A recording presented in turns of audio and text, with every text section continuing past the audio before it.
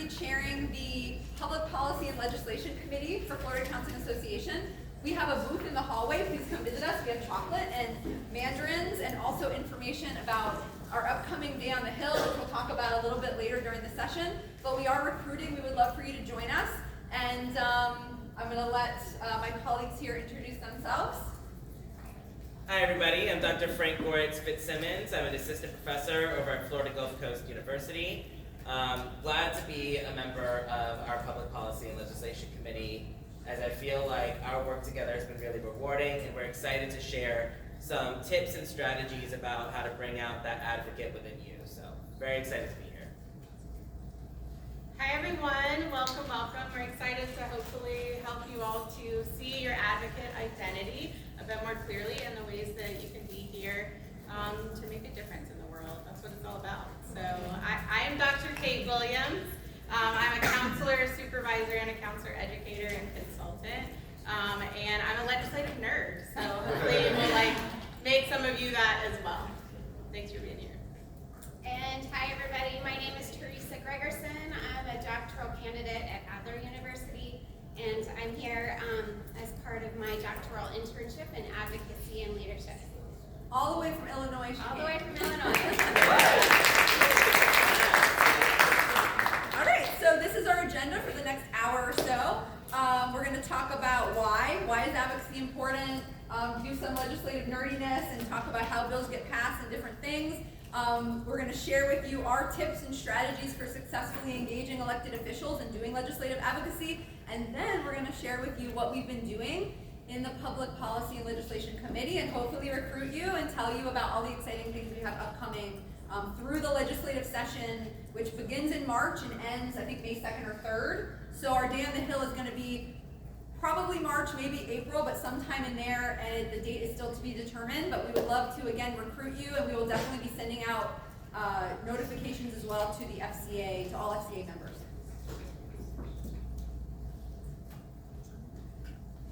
So I'm going to talk a little bit about why advocacy. Why do we advocate, and why is it important in the mental health profession?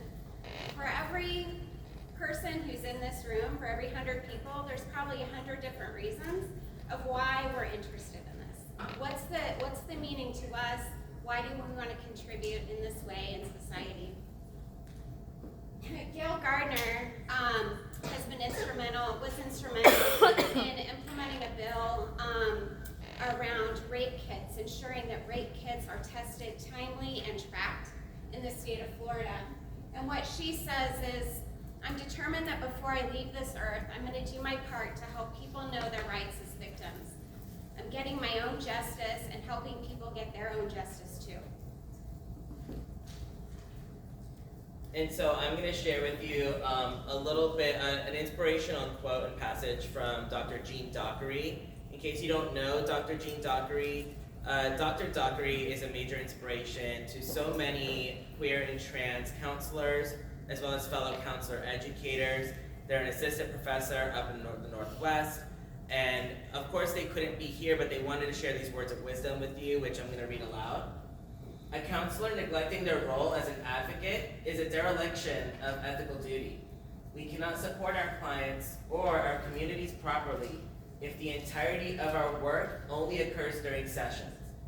People cannot reach their full potential inside of oppressive systems, so we must be part of dismantling them. It's okay to be intimidated by advocacy work, but you can't let that fear define you or limit what we can achieve. And they share their love from up Northwest. So as we go through our presentation today, be thinking about why you're here. Why is this meaningful for you? And what is it you want to contribute? I wanted to highlight here just some of the advocacy competencies and our ethical duty as counselors to be advocates in the field, advocates for the profession, advocates for our clients. The ACA Code of Ethics has some provisions in there about our duty and our ethical duty to advocate. The multicultural counseling, social justice counseling competencies also have language in there talking about our role as privileged and marginalized counselors. So not just privileged counselors, not just marginalized counselors, but all of us have a duty and responsibility to advocate.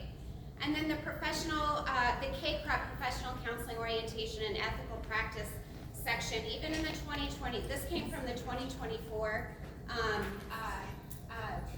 things that are coming out here soon, that the professional counselor has a role in advocating on behalf of and with individuals receiving counseling services to address systemic, institutional, architectural, attitudinal, disability, and social barriers that impede across access, equity, and success. So all of those things are kind of like the why, why we do it, why we want to do it personally, why we want to do it professionally, what are our obligations professionally. And I like to look at this through the socio-ecological model, because we really kind of want to look at it as where is the impact, how is it just is it advocating just at the individual level or clear up to the policy level, and how do all of these pieces work together? So using that socio-ecological model, we look at the public policy level, community level, organizational level, interpersonal level, and individual level. Individual being that one-on-one connection that maybe we make with helping our counselors learn how to, helping our clients learn how to cope with the stressors of their lives. At the interpersonal level, helping them connect with their support systems and their communities and their family. At the organizational level, how can we develop the settings that are actually supportive for us and for our clients? At the community level, how can we change that social environment to become a close-knit community, a community that supports each other and helps each other just be our best selves? And then at the public policy level, what are the federal rules, state rules, local rules, and regulations that we can influence and impact based on what we're learning from our own clients and our own experiences? And then I want to talk a little bit about the coverage gap briefly here. So Medicaid is the single largest payer of mental health services in the United States. However, there are 10 states that have not adopted the Affordable Care Act, Medicaid expansion. Florida is one of them. Florida, Georgia, and Texas are three of the ones that have not yet implemented the Medicaid Expansion Act, and it has the highest population of individuals who are in marginalized communities, Black population, that really need those services. So there's a huge gap in how people can access mental health services and get and pay for those services that they need. And one recent statistic from the Centers for Medicare and Medicaid Services talks about 3 out of every 10 young adults do not have health insurance. So think about these populations that's affecting. And there's a lot of disparities in that access to treatment. So adolescents with household incomes below the poverty guideline have worse access to treatment than adolescents with a household income above the poverty line. And Hispanic youths have worse access to treatment than white youth.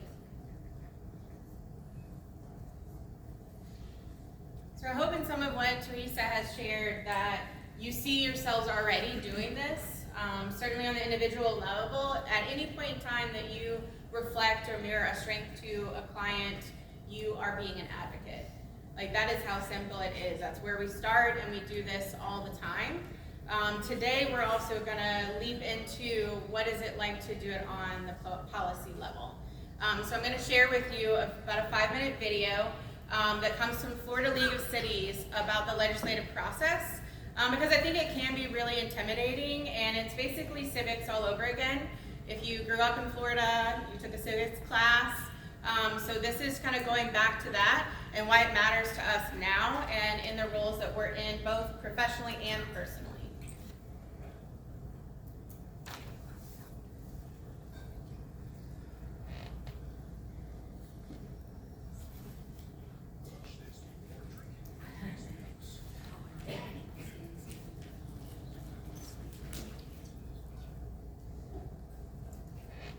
You see how thirsty YouTube Premium is?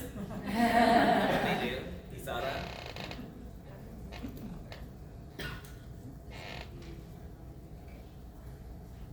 They're like, we're gonna stop showing you unsettling commercials if you just give us money. Oh, it does. Since 1922, the Florida League of Cities has been the united voice for Florida's municipal governments, helping to shape Can y'all hear that? Can you hear that in the back? So. Florida's cities, towns, and villages. Our strength and success are dependent on the support Maybe and that's participation changed of the body all model. our members. Projector. Our legislative efforts seek to stop the Florida legislature from tying our hands, preventing us from running.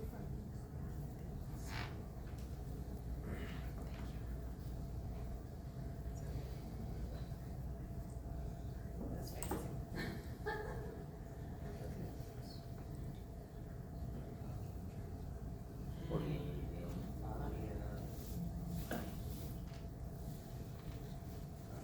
Oh, there we go. Come on, volume. Give us some more. She gets working on research. This is our tech. This is our tech support in our program.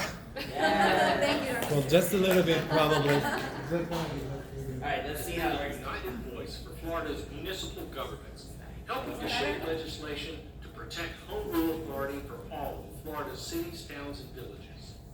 Our strength and success are dependent on the support and participation of all our members. Our legislative efforts seek to stop the Florida legislature from tying our hands and preventing us from running our municipalities the way our citizens want.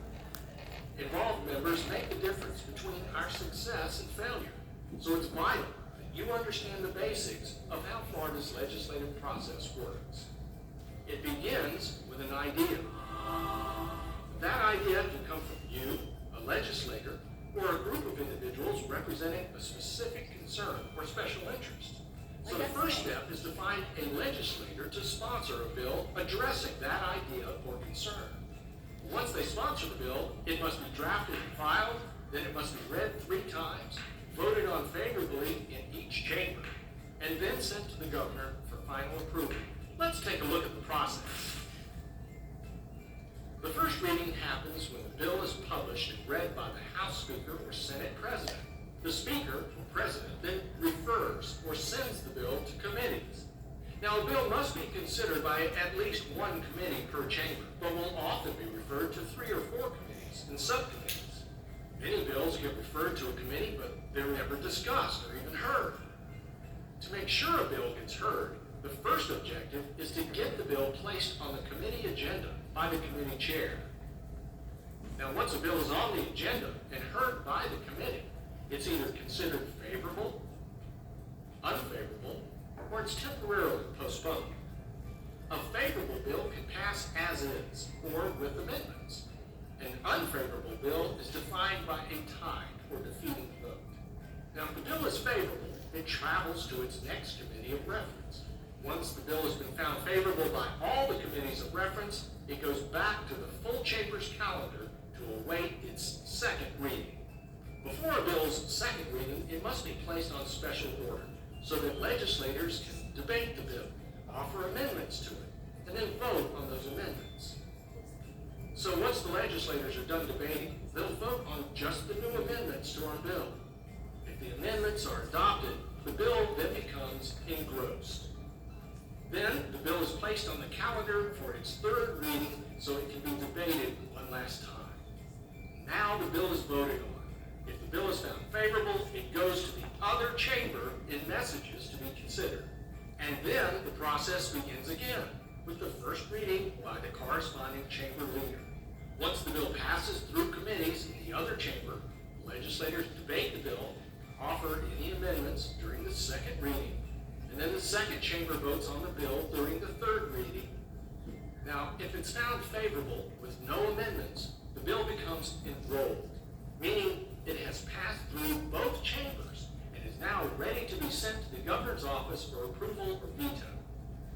If the bill is found favorable by the second chamber but with amendments, then it bounces back to the first chamber. Now, the first chamber can either concur or agree with the amended bill by a favorable vote and then send the bill to the governor, or it can amend the bill again and send it back to the other chamber, or it can refuse to concur and request a conference. If a conference is requested, which is often the case with large bills like the budget, the House Speaker and Senate President will select a specific group of legislators from each chamber to work out the differences between the two bills. This is supposed to occur within the limited 60-day session, or the leaders will agree to hold a special session later in the year to discuss conference items. Special sessions can happen within weeks or months after the conclusion of the regular session. Now, once agreement is found, the bill will go before both chambers again for approval and then be sent to the governor. If agreement cannot be found, then the bill dies. But let's say the bill passes. Yes. Once the governor receives an enrolled bill from the legislature, and remember, this is a bill that has passed both chambers, the governor has a certain number of days to either veto, sign, or take no action. If he signs the bill, it's assigned a chapter number and incorporated into the Florida statutes.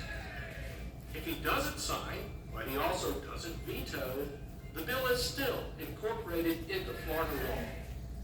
And that's the basic process of how a bill becomes a law in Florida. So now, when you read the legislative bulletin in the Florida League of Cities website, floridaleagueofcities.com, you'll be better informed of the legislative process and better prepared to make a difference.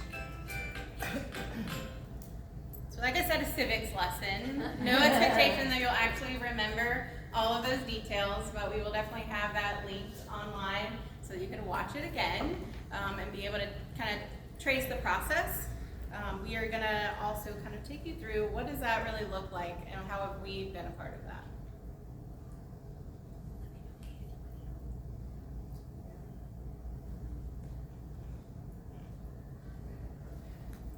All right, so here's just sort of a brief overview, quick version of this, is that it starts with an idea.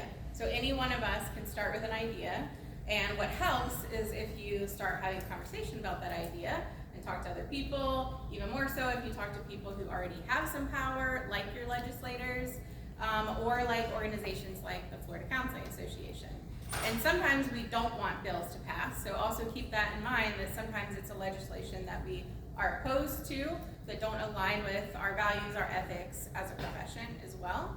And so it's helpful to know, like, well, how do I know what's happening? Because it's all happening every week, something different is going on, and so we get that information. Because I know all of you are thinking, I definitely want to go to the Day on the Hill already, and so you would want to know, well, why? Like, what's a good reason to go? We're going to kind of show you some of those examples. So the first thing that you would want to do, and perhaps even do it now, or come hang out with us at the advocacy booth, to start tracking. Does anybody know what that means when you say, I'm going to track a bill, or track a committee, or track a legislator? You can go on to the FL Senate or Gov site, and you Yep. can literally click it. It's a button you click, and you literally track where that bill goes. Yeah. So anyone and everyone can track, okay? So there's an entire guide. I kind of focus on House just to be consistent, but there's these kinds of resources both on the House site and the Senate site. We'll also have this online. But it shows you literally, what do I do if I want to track? So like a common word for me would be just mental health. Another one for me as a clinical supervision specialist would be qualified supervisor. Another one for me would be the person that is representing my community. So those are just some examples of what that might be. And you click on these and you can see it's a pretty simple process. You just sign up for it, you become a user, you fill in a little bit of information. And this whole guide shows you, well, once I'm logged in to that myfloridahouse.gov site, how do I start tracking? You can manage your list, you can follow committees. And so one of the things that we love to do when we do the Day on the Hill is that we sit in on a committee. We go and attend and we see what's going on. And it's really exciting when they're actually discussing a particular bill of interest to us. which has happened. And we don't necessarily know that because that schedule doesn't come out until the week before. And so we know we want to go and sit in on the Health and Human Services Committee because that makes sense for us, right? And so I would want to know, like, what's happening on that day, what are they talking about, and what is of interest to me. So that committee would be something that I would track, and I would get notifications, which you can set up, like how often and what ways you want to get those notifications, so that you know Health and Human Services is talking about this particular bill about clinical supervision, and I want to hear what's happening. You can also attend all of this online. You don't actually have to go. You can observe. There's live television of all of these meetings for you to be able to access on these websites as well. Do we have a minute for a quick question? Sure. Audience? It's not even a question. When you go to these committee meetings, you also are allowed to speak. And while it can be nerve-wracking, and in some cases you may get into an argument with the state senator on there. I don't know if I did that, but I won't deny it. But Maybe that happens. Okay. but when you go ahead and speak, you're representing FCA, but you're all in whatever division you're in. But you're an expert in the field, and so it gives you an opportunity to give them a point of view that from an expert in the field. In my case, we talked about school counselor responsibilities, and they shouldn't be doing lunch duty. Yeah. And a state senator, I won't tell you his name, Mumford. He's no longer there, so it doesn't matter. But he literally said, "Well, if they don't do it, who will?" And I said, and I gave him a list. It's our 5 o'clock presentation, but I gave him a list of people who could do it. And I said, why would you pay somebody with a master's degree to babysit during lunch duty? And it was powerful, and it wasn't scripted, because I wasn't planning on going into that direction. But if you speak at these things, you can make a point, and we ended up getting a bill passed through the Senate.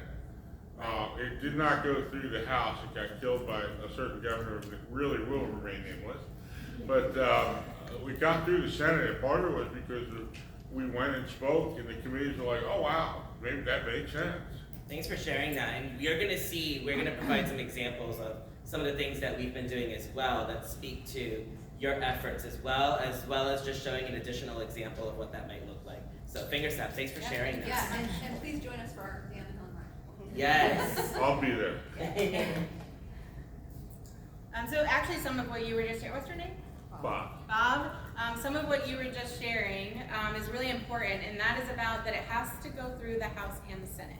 And so sometimes the advocacy that we do is actually talking to the other entity. So, okay, we see there's movement in the House, but we're not really seeing much in Senate, so who can we talk to about this? And that means the work has really already been done, because the House has created this. Somebody has already started language. They don't have to start from scratch.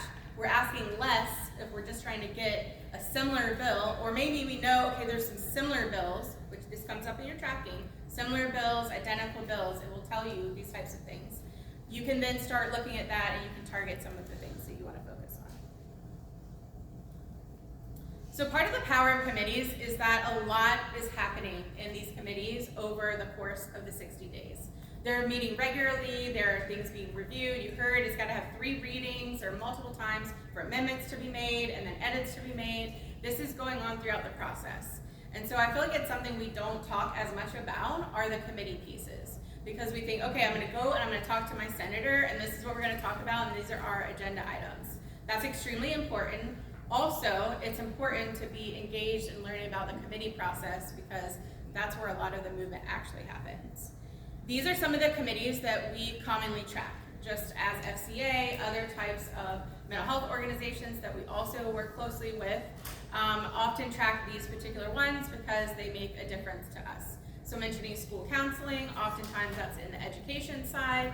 If you're in mental health, a lot of times that's in like health policy and things to that degree. There may be others, like I know we were involved in some relating to human trafficking at one point, and so keeping that in mind that it could be related to criminal justice. Like it really depends, but getting familiar with like who talks about this, who are these people is really valuable. So we've mentioned some of these questions that you might already be asking yourself along the way, but hopefully these help you to kind of take it just a step farther. You probably already know some of the interests that you care about, but you might not know if your rep is engaged in that or not.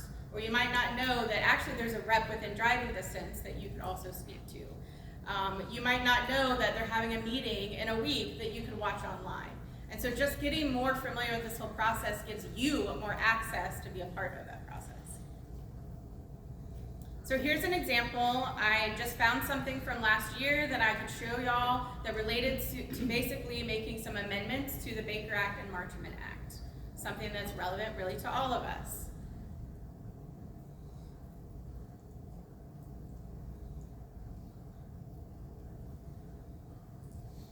So we're looking at that Health and Human Services Committee from last year, and we can take a look. These are the faces of the people who have the power to do something in this committee.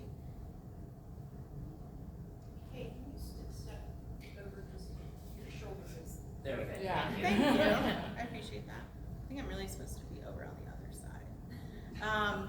So these links on the side probably is something you might look over. If you've never done this before, it's like, I don't know what these for. Oh, it's probably really for them. That's not really for us. It is definitely for us to know more about it. So when we're looking back, maybe we're doing some research on how this is done before. Media appearances actually shows you who has appeared and who has spoken at these meetings and takes you links to them. All committee publications has everything. Your meeting notices are what comes out like the week before, and it's saying, okay, next week at 4 o'clock on Tuesday is when Health and Human Services is going to be meeting, and this is what they're covering. If you want to know more about what they're covering, this is something really important because we don't have the time as an organization to do all the work of reading the meeting packets. That's where lobbyists often come in, and people who are in administration in large organizations because it is a part of their job.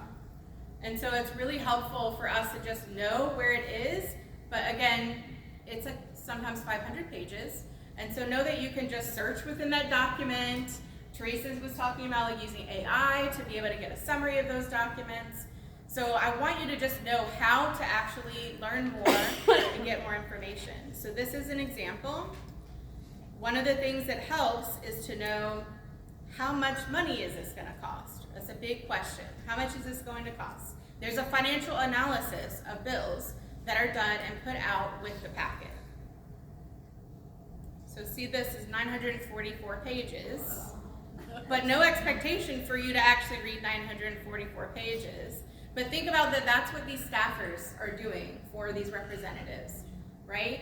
So when you're wondering like, oh man, I really want to talk to this senator, you're actually, if you talk to a staffer, they're probably more familiar with this material than that senator is. That senator knows the narrowed down, focused version based on that person's agenda that their staffer is looking for. And so it's extremely helpful for us to meet with and talk to the staffers, not just senators or representatives. This is how much work they're having to put in. So you can see on this list, these are all of the different bills and their numbers that you could then search as well. Is this making sense? Yeah. Okay, Michelle.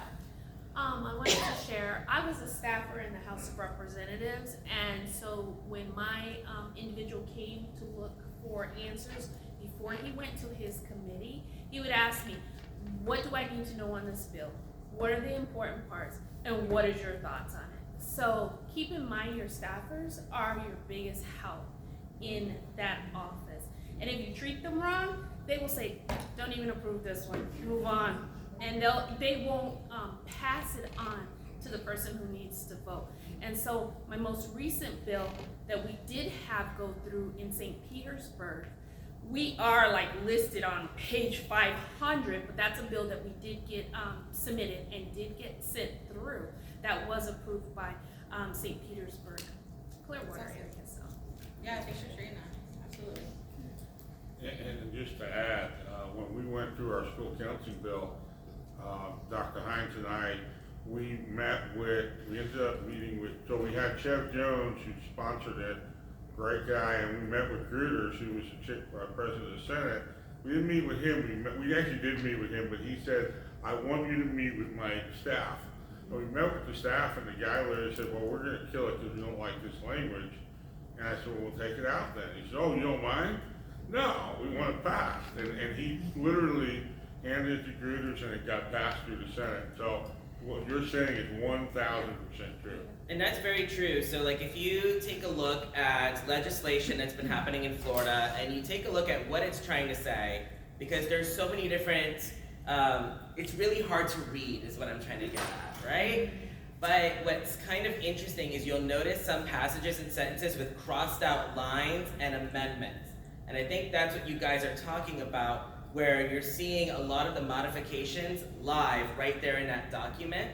So you can see what has originally been considered, and you can use that to your advantage, because if there is original language that maybe got deleted but is helpful and useful, maybe that's a question that you can consider. So I appreciate you both for bringing up that point. Yeah, for sure.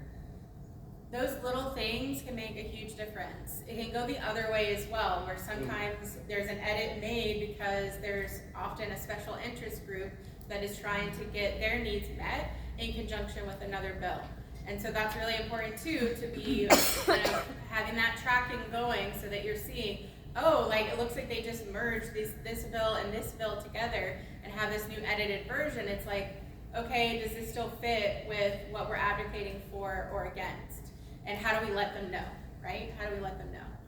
So this is an example, again, this is from last year, just so you can see this, but this shows you exactly what happened. If you want to know, well, okay, they ended up voting on it, or I wasn't able to be there that day, it got amended, you can actually look up and see what the vote was.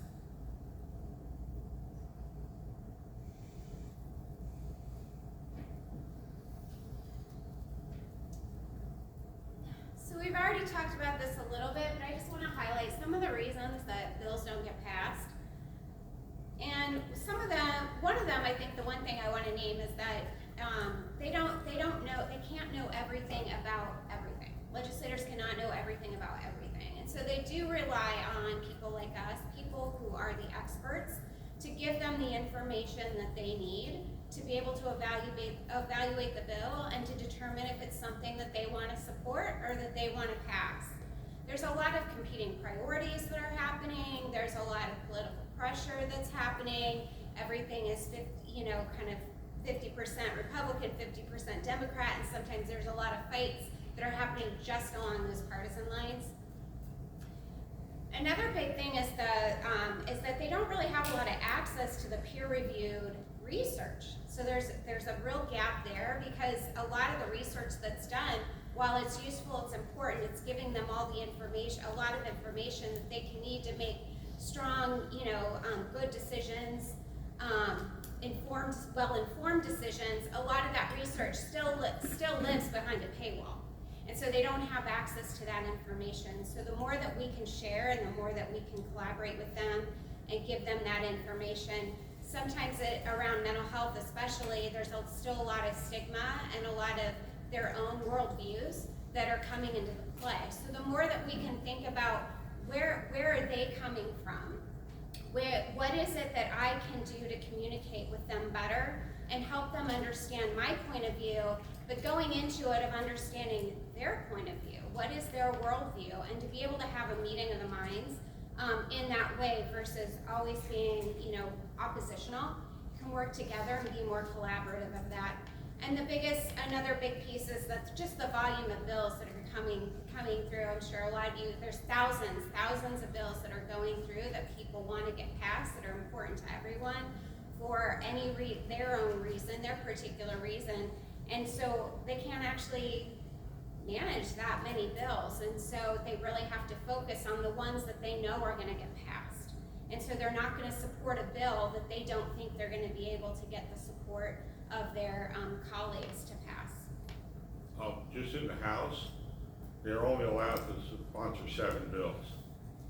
So that goes along with what you said. That's good to know.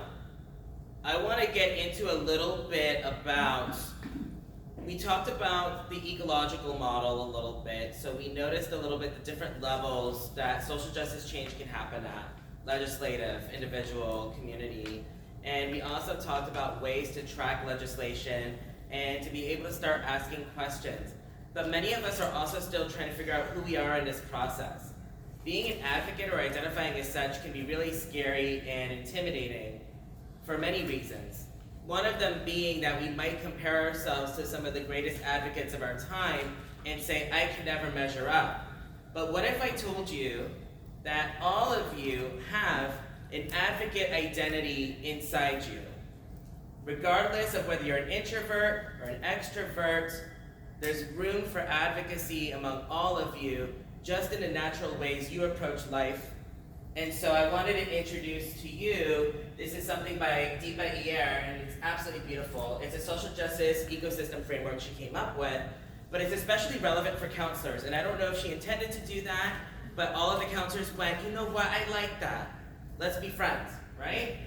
Because all of the different roles up here speak to us, don't they? For those of you who can't read them, I'm gonna read them out loud to you. One of them is the weaver. So thinking about that, right? How often we sit with clients and hold space alongside them as we are weaving through their stories and the positionalities that are involved in those stories.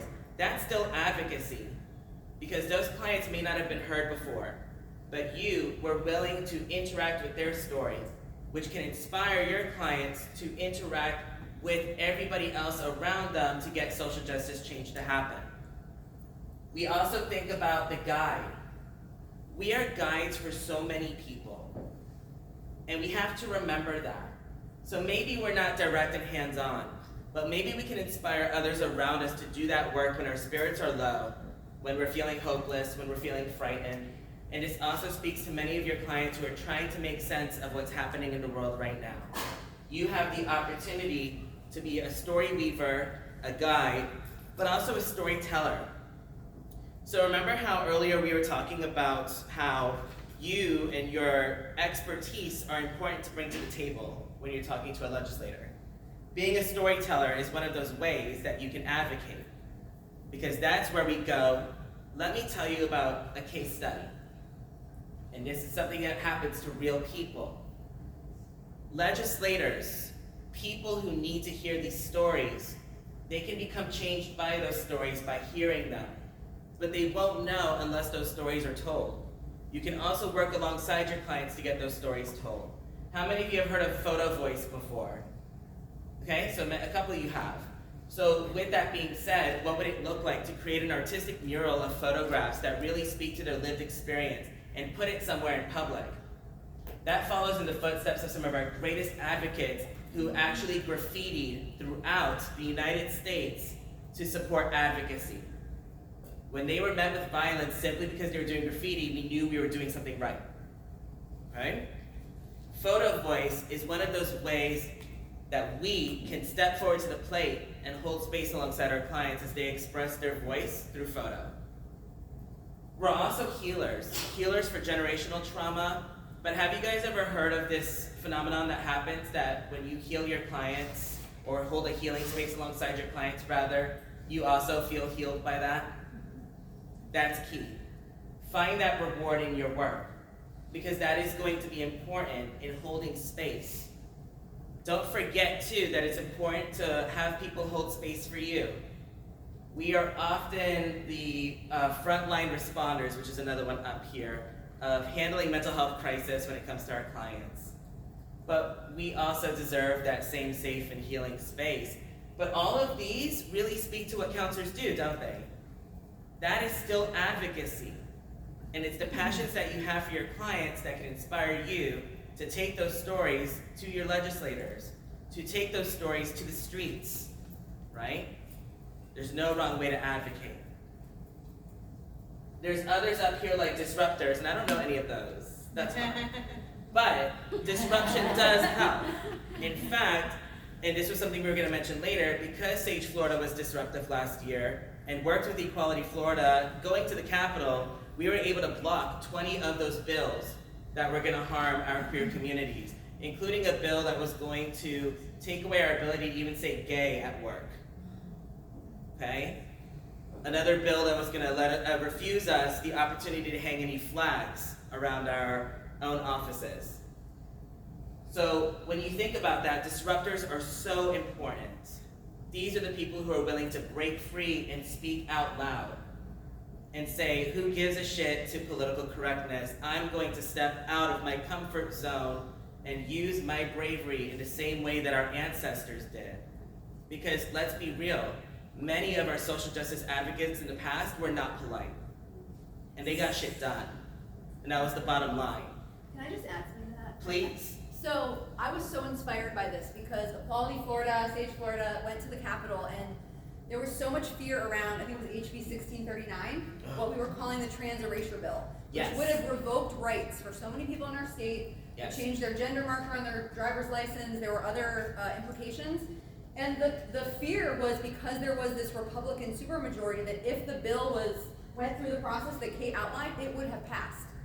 But because there were so many people who passionately spoke outside the Capitol, spoke to elected officials, the Speaker of the House, I forget her name, but basically said, I'm not gonna bring this up for a vote. We're not gonna vote on this bill. And I believe that's the only reason why we do not have that bill enacted now in Florida. So when you think about the combination of both speaking to your legislators and the disruptors, here's how we did it. This was part of the secret sauce. So what happened is that Equality Florida, I was there, stormed that lobby at the Capitol and had news press there. And Black, trans, queer people speaking through the microphone about how this is not okay. I was like doing surveillance. I was trying to see what's going on over here. Because people were coming out of their offices, some amused, some frightened, some pulled out their phones to record, like people who are working there, right? So we caused a ruckus. And with that, many of us launched out from that in small groups to talk to our legislators during that and afterwards. So do you see how there is no wrong way to advocate, that everybody's voice can be useful, whether you're an extrovert or not? You can be a visionary, you can be a builder. So some of you might be the schemer or the planner. Use that.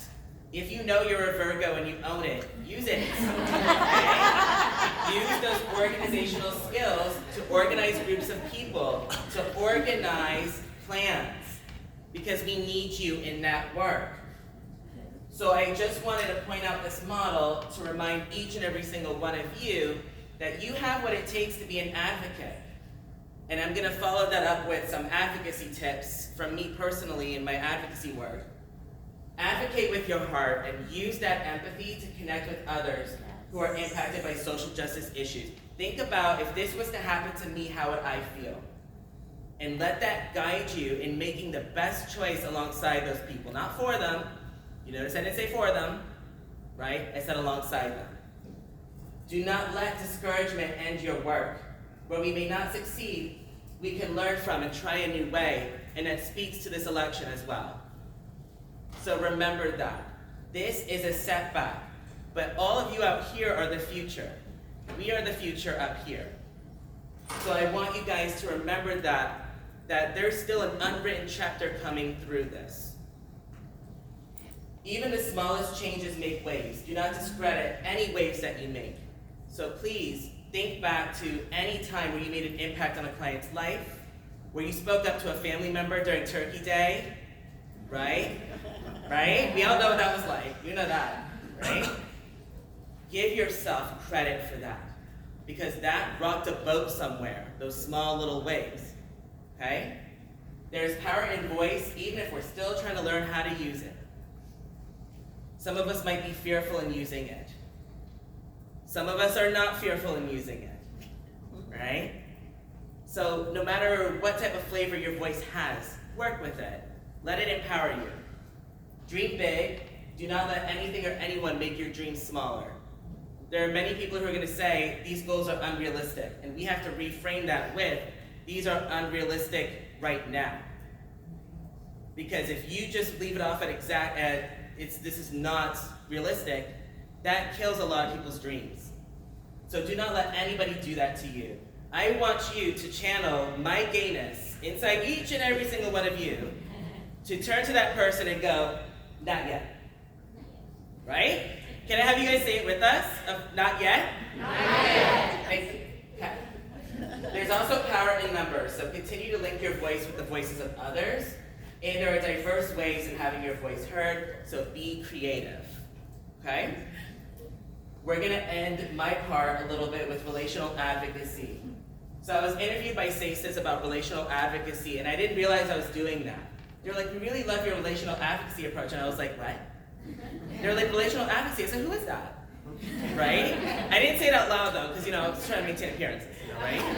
But I was like, so I created this acronym just for you guys about ways that you can tap into relational advocacy, which I use the acronym CELEBRATE. Through joy, through trauma, we still have an opportunity to celebrate what we have and what we do not have yet.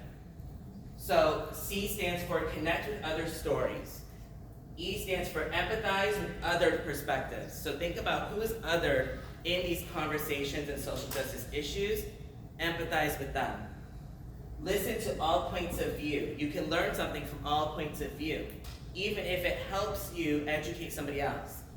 Emphasize equity in all decisions. So we all know this, for those of you who work in faculty, make sure everybody at the table has a chance to be heard, right? F Robert's rules for a second, sorry, bro rule and everybody, but say, Robert's rules for a second, did everybody had a chance to speak and discuss? That's why we call for discussion. But remind your people around you that it's safe to discuss. They are brave enough to discuss, and I will hold space for you. I will disrupt at that table so you can speak. Do that alongside people. Broach culture through connection. And what I mean by that is that be curious about other people's cultures and think about the emotions that brings up for them and try to connect with it that way. You'll never be able to relate to what they went through exactly. However, connecting with those emotions helps you feel closer to somebody else, and most importantly, helps another person feel closer to you. Reflexivity in relationships is key. So asking yourself, how does my positionality impact the relationships I have with this person, We need to continuously do that as part of our own self-accountability. That makes a lot of sense when we think about how we thoroughly show up for people. That ongoing reflexivity, even if you're just walking down the street and you're going, I wonder what my impact is on that friendship. Well, how my positionality as maybe a male-identified person impacts that person. Ask yourself those questions, because then you can ask your partners and friends those questions. You can ask your students those questions, and connections grow stronger, which means your collective voices grow stronger. Advocate alongside, not for. No white saviors in here, we're not doing that no more. That was 1996, we're not doing that no more. Thank when educated, this is a big one. So when somebody educates you, thank them for that. Whether they were spicy or mild, thank them for that. Okay? And lastly, elevate and empower. So think about ways that you can bring people up with you, because we are often brought up in a westernized idea of what it means for community, where we constantly one-up each other. No, bring people up with you. So think about the opportunities they don't have, and I say, girl, I thought of you the other day, because listen, there's somebody I want you to meet. That can make a difference for somebody, especially minoritized people. If we do this, and if we practice this consistently, right? If we can work out at the gym once a week, we can do this, right? Once a month. For some of us. Okay, you know what? Bad example. Bad example. If we can doom scroll, we can do this. Okay? So remember that when you're trying to connect with people, that's one of the biggest, most powerful things about advocacy I've ever learned. I didn't realize that my relationships were impacting people. And I said, oh shit. I said, I'm gonna do more of that. I like this. Okay, I like people. Okay. I hate some people though. But I love, I like building relationships with people. I think that's important. So I'm gonna continue to do that. And my question to you that I want you to take away with is, what are you going to do after this? Okay? So please remember that. You gonna take us home? Take us to church? Okay. Okay, and actually, if I was really good, maybe I'll just go to it. Because we really have this slide about, where is it? Oh my gosh, I miss it. Just inviting you to think about this one. So who are you? Who are your communities, your clients? What are your values? What are their values? What are your concerns? And to even just, take a moment and pause there and think about that. I know for me, one thing I think about a lot is when I'm working with clients and I start to see the same issues come up over and over and over again. And we didn't show the graphic of the ACA advocacy competencies, but we talked a little bit about how empowerment work, strength-based work is advocacy, but it's on the individual level. And then when you see the same issues come up, like those of you who are school counselors, right, around bullying, or when you start to see the same issues come up again and again, yeah, shout out to school counselors, then you end up doing school level or community-based advocacy work. And so what we're really talking about is public policy, but at that individual level, that is what always inspires me to think about what kind of public policy legislation do I want to do, because I'm thinking about what themes are coming up again and again that my clients are dealing with, and how does public policy impact that? And then those become things that we can advocate around. Okay, so I'm gonna go back a little bit. So I just want to share with you now a little bit about what we did last year as the Public Policy and Legislation Committee, and then hopefully convince you that you want to be involved with us now. So we administered an FCA advocacy survey. So what we did is we talked to FCA leaders, we talked amongst ourselves in the committee, and we emailed FCA membership and said, hey, we're going to be doing this survey. If you have certain bills, certain issues that you're interested in, please email us, and then we'll include it on this survey. So based on the survey, which I'll show you the results from last year in a minute, we hosted an advocacy training that Dr. Williams and Ms. Flannery, I don't know if she's here, were gracious enough to do for us. And it is actually linked on the website. So if you come visit our booth in the hallway, we have a lovely QR code and you can link to the website and the advocacy training from last year. And then from there, we hosted a power hour. So we didn't actually do a day on the Hill in Tallahassee last year, but we did one online. So we hosted a space where we had all the tools that we shared today and some other things to help you figure out who are your elected officials, how do you reach out to them, and we also had templates for the bills that you all told us you were interested in advocating for or against through the survey. We came up, and Gila and Dominique, so ACA staff also helped us with that, thank you very much. So just to make it as easy on you as possible, because again, right, this is a collaboration, we're celebrating, we're working together, so that was how that went down. Can I pause this just a second? Sure. So since I mentioned the survey, I just wanted to show you this quickly. So I think Frank mentioned this, Dr. G mentioned this earlier, the Parental Rights in Education, or dubbed the Don't Say Gay Bill, that was one that was, you can see, so 13 people, I didn't put how many, I think there were 20 some people who responded to the survey, so 13 folks were really interested in that one. The Individual Freedoms, or the Stop Woke Act, was another one that people were really passionate about, and you can see some of the other, well, I don't know if you can read them, but there was an immigration bill, the social emotional learning ban, the rewriting of African American history in the schools, 1639, which I spoke about earlier, the trans erasure bill, that was a big one, and that was a big success, I would say, and the school chaplain bill. So those were ones last year that people were particularly interested in. And so again, we had some letter templates, and the Power Hour gave us a chance to work together and come up with strategies on how to reach out to elected officials around those bills. And this year, we are going to do a Day on the Hill in Tallahassee and also one online. So we would love to have you join us in Tallahassee, and we'll be sending out correspondence when we have dates and more details on that. But if you are far away, if you can't make it to Tallahassee, we'll also do a Power Hour where you'll be able to advocate virtually. Okay, so do y'all remember the movies that you watched, like The Hunger Games and X, when they were like, yeah, like those people kick ass, when they were like approaching the bad guys and like reclaiming their power? That could be you at Day in the Hill. So please come join us in that. Be part of our movement. Now, really quick shout out to Sage, Florida. Please consider joining in that, as we are continuously combating the anti-LGBTQIA+ legislature, as well as actions that are happening throughout the state. We have exciting news that we're gonna have 4 upcoming webinars that are gonna teach you some vital techniques and skills, such as letter writing, how you can finally get into that to advocate alongside your trans clients, what you need to know when it comes to licensure, counselors, and working with queer folks in general. We're even gonna do a little bit of kink affirming education. So we are gonna have 4 webinars in January, February, March, and April. So if you are interested in that, please sign up with Sage Florida, join.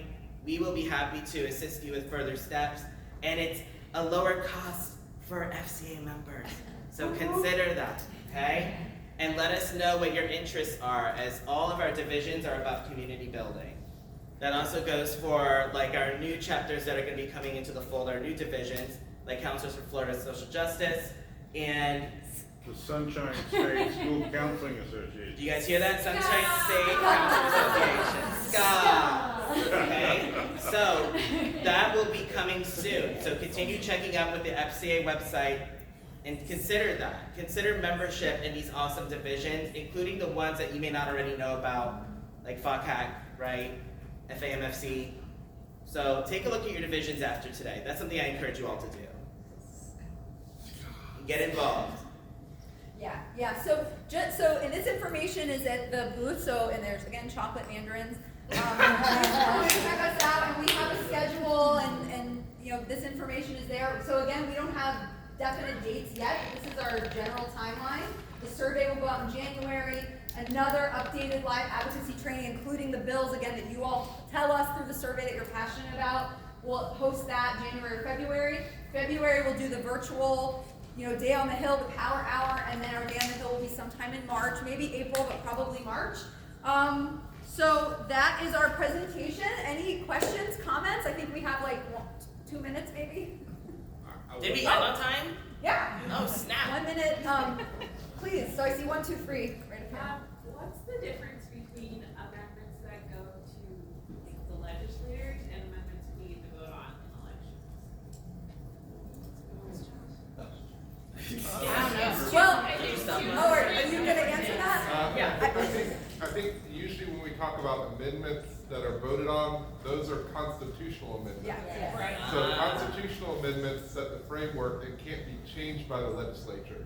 They can be presented by the government, or they can be presented by people if there's enough signatures to bring it forward. Right, and that's how it's a different process, right? So I can't remember what it is, but isn't there like a percentage of the population? 60%. Okay, but and there's a certain number Oh, okay. of signatures that you need to get it put on the ballot, and then 60% need to vote right affirmatively to put it into the state constitution.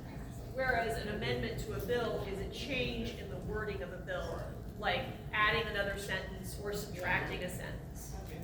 Or adding a road in some random county to a bill that's about something totally different. Yes. Right. So I had 2 thoughts today on time. One would be like, so I know like you live in a very gerrymandered state. I have where I live, I have a Democratic House representative, a Republican state Senate representative. Do you have any recommendations about how we approach talking to people from different parties about the same issue? It's a great question. And I might even be able to throw a little bit at that because, I'm personally a registered Republican, but I dealt with Chev Jones tremendously. He's one of my favorite people. You just talk, you really need to just talk to them and be honest and empathetic and straightforward with them. I mean, that's on both sides. Listen, we got the bill passed through the Senate portion because we really got, everybody was talking to us, we communicated. The one thing I was just gonna add to what the Day on the Hill, don't go up there and say, all right, I'm gonna go to these people. You need to have everything set up, who you're gonna meet with. And one of the things that the first time I did it, which I did not even think about, my personal legislators are not pro-education. But every time I talked to a legislator, they said, hey, have you talked to your legislator? So then I asked, and I literally made sure the next time I did talk to them, didn't expect to get anywhere. I literally sat down and said, I know this is just for show, but I literally said that to one of them because I was just done. But at least they know you're trying to go through the process. They really talk about the process a lot. But like Dr. Hines and I did it for one day on the Hill. We literally, between the 2 of us, we probably met with 30 legislators in one day. I mean, we did 5 or 6 together, and then we all went all over. We did go see the sponsor of our bill together, Chev, and we actually had 2 Democrats sponsoring the bill, but they had some Republican support too. the answer is really you gotta play the game. I mean, I want to speak to your question. I think one of the things we have to keep in mind, just in our bigger context of multiculturalism and social justice, are biases, right? Yes. And so we can have a lot of them related to political identities as well. And so I think we have to be aware of that. Like, what reactions do we have if we're going to see a Republican but we're not, right? What reactions do we have if we're going to see a Democrat but we're not? Right. And so we have to be aware of that. This is part of our skill set as counselors. And the primary baseline for these interactions is exactly the same in other counseling, and that's relationship. I think that also speaks to reflexivity in relationships. So thinking about how you show up in the relationships you're trying to build with other people. And I'm aware we're over time. I see you have a question, so maybe we can talk after. I feel like I want to give Gila the last word in case you have anything you want to add to the question that you had about working across party lines. The Power Hour we will be scheduling for the Day on the Hill, so thank you. That's a great point. And then we did an ACA Day on the Hill recently, and one strategy I used was figuring out what is important to this elected official. So, like for example, one I was meeting with was really about senior issues. So connecting, money for grants for counseling students. We live in a state with an expanding senior population, and his staffer was very receptive to that. I think because I was thinking about, to Kate's point and Frank's point, his framework, right? And how can I speak to that? Keela, anything you want to add? I know I'm putting you on the spot, but. Or you can just say, have a nice day, everyone. But this is our ACA, part of our advocacy team. So anyway, if there's anything you want to add, I just wanted to give you the last word. To your point, no matter what side of the aisle you're on, legislators want to hear your stories, and you guys are the experts. So if you went to those meetings with the open heart and genuine spirit, that's all you need.